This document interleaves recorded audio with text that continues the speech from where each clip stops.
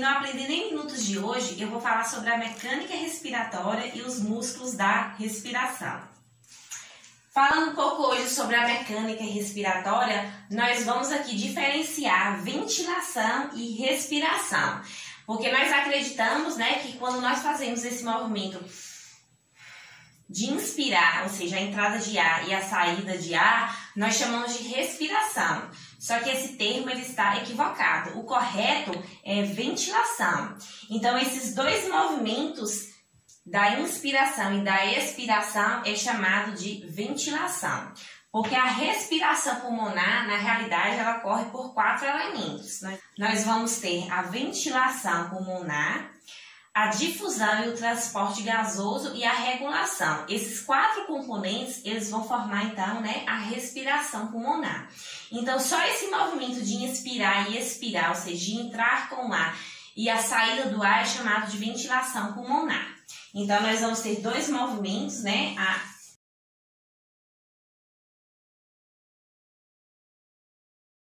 A inspiração é a entrada de ar para os pulmões. Então, aqui estão os pulmões, ele entra. E na expiração, nós vamos ter a saída de ar dos pulmões para o meio externo. Esse movimento de nós inspirarmos e expirarmos o ar, nós fazemos ele em média de 12 a 20 vezes por minuto. Então, esse movimento ele é chamado de frequência respiratória. O ideal é nós realizarmos nessa faixa etária, de 12 a 20 inspirações por minuto. Se nós fizermos esse movimento mais do que o padrão correto, o padrão adequado, ou seja, 25, 30 inspirações por minuto, nós vamos ter uma taquipneia.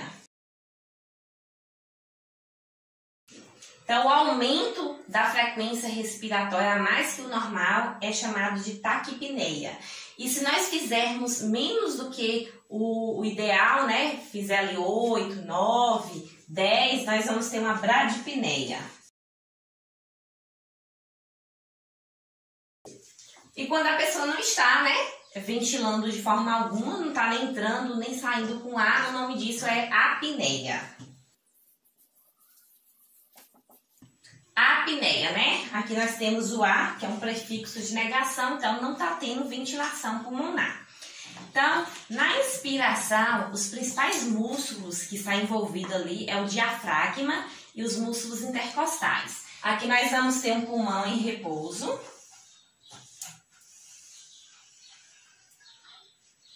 Vamos supor que aqui tem um pulmão em repouso, Ele fica mais ou menos desse tamanho. Na inspiração, o que vai acontecer? O pulmão, ele vai crescer e vai encher de ar.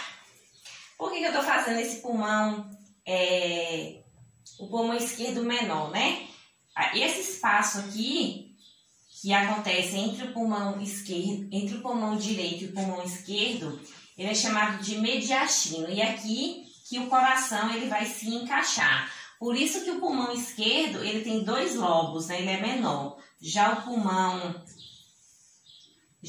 direito ele tem 3 lobos. Então, na inspiração, o diafragma, que é um músculo que fica aqui embaixo dos pulmões, ele vai... Aqui tem um músculo, o diafragma. Ele vai se contrair. Então, ele vai puxar os pulmões aqui para baixo, ele vai crescer para baixo. E os músculos intercostais que ficam entre a costela vai expandir aqui esses pulmões. Então, ele vai fazer mais ou menos esse movimento. Então, o diafragma puxa aqui os pulmões para baixo e, consequentemente, ele vai empurrar os órgãos abdominais. Por isso que a barriga da gente ela cresce um pouquinho na inspiração. Ela cresce e fica para frente, Por causa que o diafragma empurra todos os órgãos abdominais que tem aqui embaixo.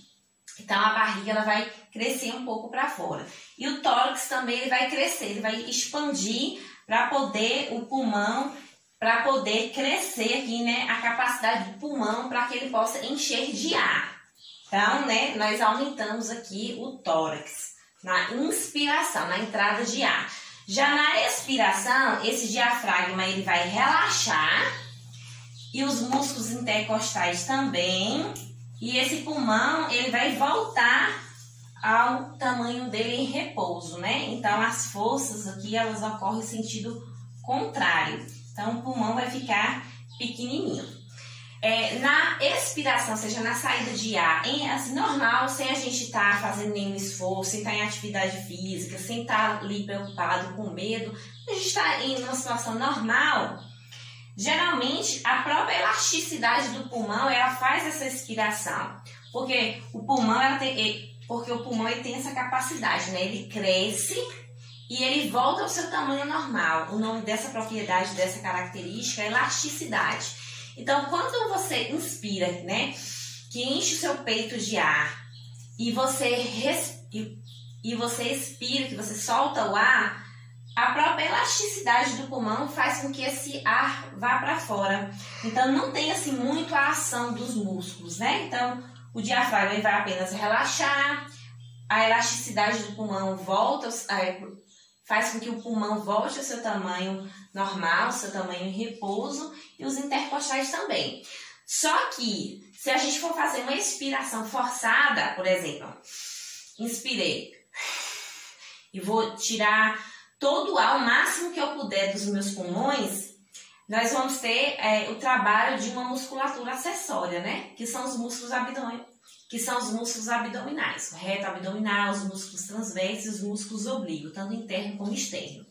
Na inspiração forçada, né, também, nós continuamos com a ação do diafragma e dos músculos intercostais, só que nós vamos ter também a musculatura do pescoço, de outros músculos acessórios aqui nessa inspiração forçada. Essa regulação, né, da respiração, ela normalmente, ou seja, a maior parte do tempo, ela acontece de forma inconsciente, né? A gente está respirando, a gente não está nem percebendo. Só que tem uma parcela que a gente pode atuar de forma consciente. Por exemplo, eu quero parar de respirar. Eu aguento ficar ali uns 10 segundos, ou mais que isso, ou menos que isso. Então, o controle que a gente faz de forma consciente, ele é muito curto, é muito pequeno. E quem faz esse controle, né, inconsciente aqui da respiração pulmonar, é o bulbo, que fica lá no tronco encefálico. Vamos ter células especializadas em identificar os níveis de gás carbônico e de oxigênio no organismo, né? Fica lá na aorta, no cérebro. Então, por exemplo, se o seu organismo, seu corpo tiver uma taxa muito alta de gás carbônico, então o bulbo vai fazer com que a gente respire mais. Então, o bulbo vai fazer com que a gente ventile mais, ou seja, a gente vai ter uma maior frequência respiratória. Nós vamos, né, ter que respirar mais vezes para nós captarmos mais oxigênio e exalarmos o gás carbônico para poder os níveis, né, de gás carbônico e oxigênio, eles ficarem adequados em nosso organismo. Então, esse controle é feito aqui pelo bulbo, né?